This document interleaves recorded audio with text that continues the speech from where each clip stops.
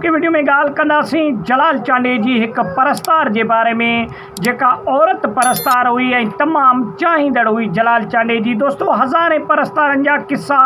ऐं वाक़िया तव्हां यूट्यूब ते ॾिठा हूंदा, लेकिन हे वाक़ियो हिकु तमामु बहितरीनु वाक़ियो आहे ऐं उमेद आहे त तव्हां ॿुधी तव्हांखे तमामु घणो पसंदि बि ईंदो ऐं तमामु बहितरीनु वाक़ियो आहे। दोस्तों जलाल चांडे जो हिकु परस्तार हुयो ऐं जलाल चांडे जो उरूज हुयो तमामु घणो केस्टनि जे टाइम में ऐं जलाल चांडे जंग जर में तमामु घणो ॿुधियो वेंदो हुयो। दोस्तों उन टाइम में हिकु औरत हुई जेका ओॾण औरत हुई, नंढड़ी हुई उन टाइम में तक़रीबन 10-12 सालनि जी उमिरि में। त जलाल चांडे जा टेप में केस्ट ॿुधंदी हुई ऐं टेप ऐं रेडियो जेको आहे सो जलाल चांडे उते उन जे घर में पियल हूंदो हुयो ऐं उहा टेप वग़ैरह जलाल चांडे जा कलाम ॿुधंदी हुई। त पोइ जॾहिं जलाल चांडे जेको आहे सो कलाम ॿुधंदे ॿुधंदे जॾहिं उहा छोकिरी वॾी थी,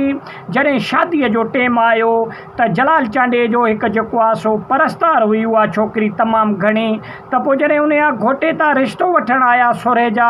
त उन्हनि सां इहा डिमांड कई उन छोकिरीअ त बाबा मुंहिंजी शादीअ ते जेसि ताईं जलाल चांडे खे तव्हां न घुराईंदव तेसि ताईं मां जेको आहे सो निकाह न विझंदुसि। त दोस्तों ओड क़बीले जा माण्हू बिल्कुलु ग़रीब माण्हू हुया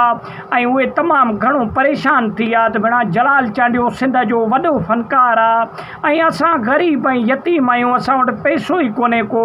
त एॾो वॾो फ़नकार सिंध जो असांजे हिन महफ़िल में कीअं ईंदो ऐं कीअं ॻाईंदो ऐं किथां पैसा असां आणींदासीं। त छोकिरीअ खे तमामु घणो सम्झायो वियो, मिंथ वग़ैरह कई वई सहुरे जे तरफ़ां ऐं ॿिया मिट माइटनि जे तरफ़ां त बाबा इन ज़िद महिल ऐं जेको आहे सो जलाल चांडियो वॾो फ़नकार आहे, असांजे चवण ते न ईंदो ऐं तूं निकाह विझी इहे टेप वग़ैरह ॿुधींदी केस्टूं ॿुधंदी रह, बाक़ी इहो कमु छॾे ॾे। लेकिन छोकिरीअ न मञियो त पोइ छोकिरीअ पंहिंजे ज़िद ते अटल रहियो। पोइ हिकिड़े ॾींहुं जलाल चांडियो पंहिंजे ओताक ते वेठो हुजे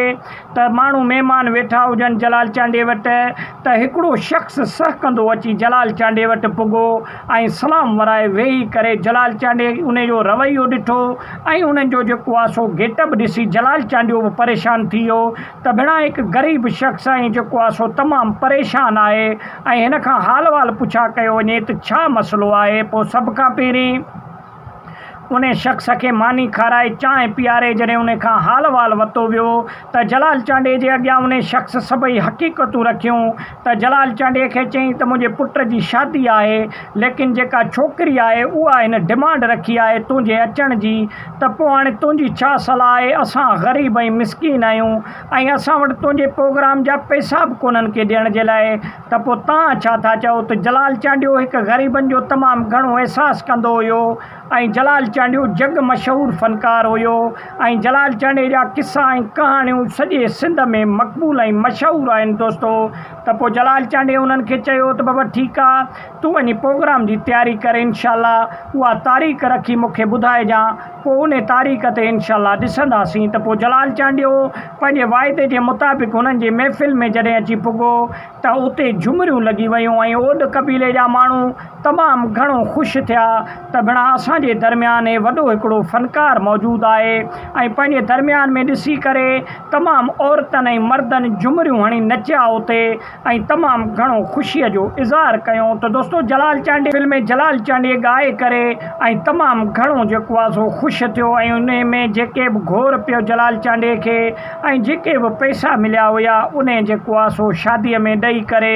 जलाल चांडियो अहिड़े तरीक़े सां शादी कराए उन्हनि ॿिन्हिनि जवाननि जी ऐं जलाल चांडियो पंहिंजे घर जी तरफ़ रवाना थियो। दोस्तों अहिड़ा किस्सा ऐं कहाणियूं सवनि जी तादाद में मौजूदु आहिनि जेके असां पंहिंजे चैनल ते अपलोड कंदा रहंदा आहियूं। वीडियो खे लाइक ऐं शेयर कयो, चैनल खे सब्सक्राइब कयो। वॾी महिरबानी।